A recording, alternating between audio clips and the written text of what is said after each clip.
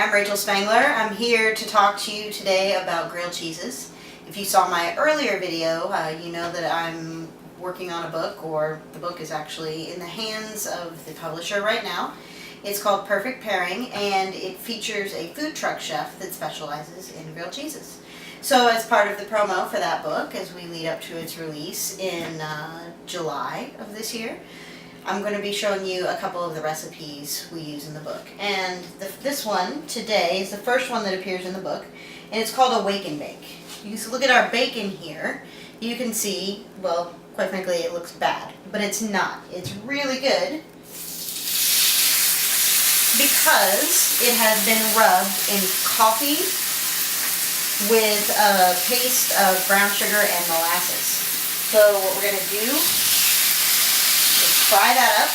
We only rubbed one side of the bacon, and we're going to put the other side down. So most of the bacon, you can see here, the pink part is clear.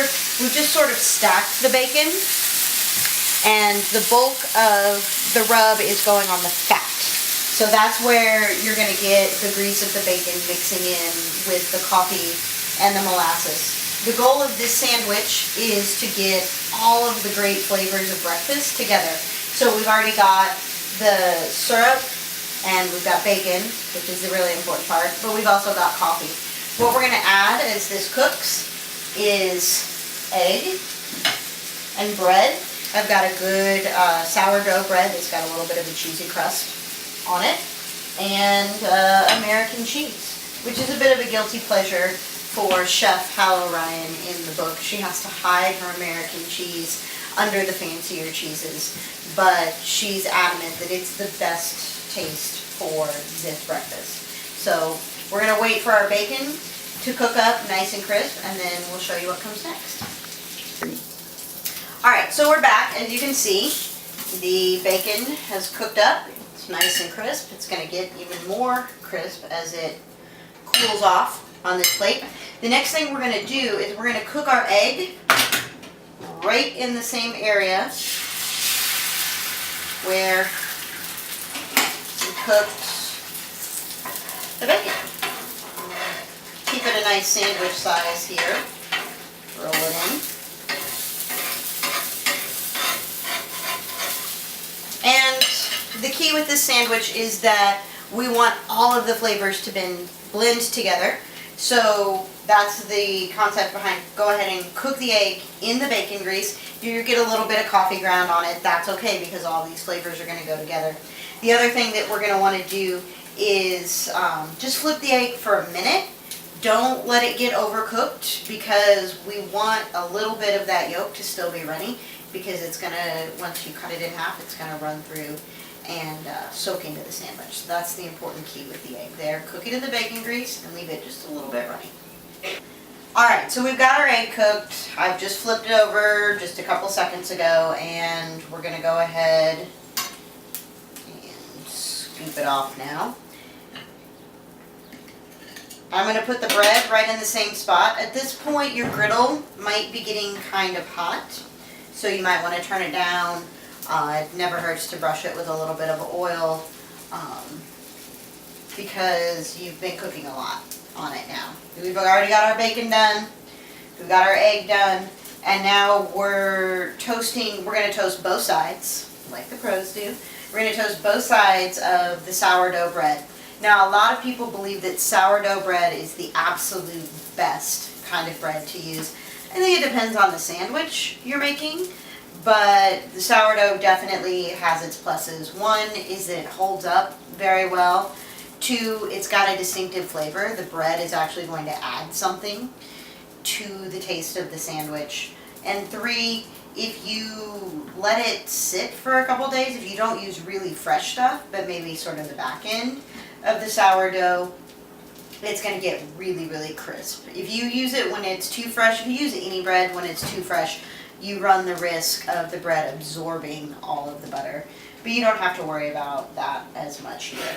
So we're going to make sure that this is cooking evenly, and then when we've got those sides done, we'll flip it over and assemble the sandwich.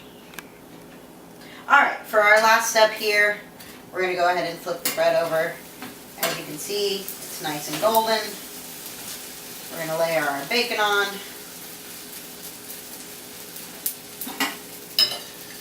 And an egg.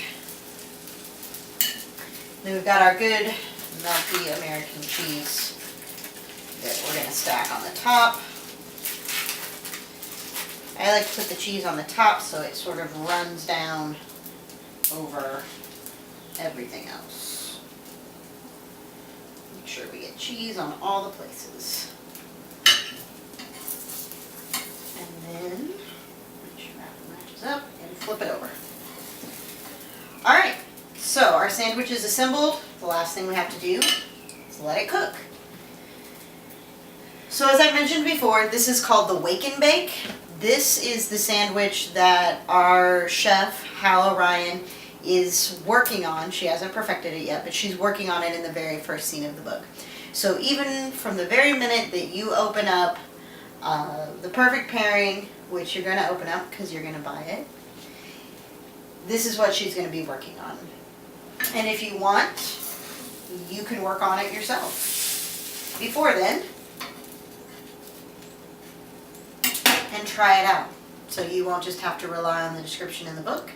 You will have your own taste buds to tell you what you're reading. All right. This is about done. Because like I said, the griddle is hotter. Now we'll take the plastic wrap off.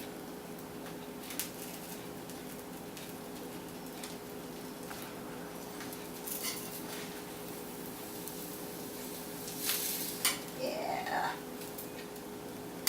Let's go ahead and take that off. Turn off my burner. And see if we can't. Cut right through that. There you go. Open this up for you. Look at that ooey gooey goodness. You got your flavors in here. You've got your sourdough. You've got your bacon, which also carries the flavor of the molasses or the maple syrup and brown sugar and coffee. Then you've got your egg and your cheese. In fact, I even like to flip it over so to make sure the egg runs through the whole sandwich. And there you have it, folks. The first sandwich from Perfect Pairing. It's the Wake and Bake. Thanks.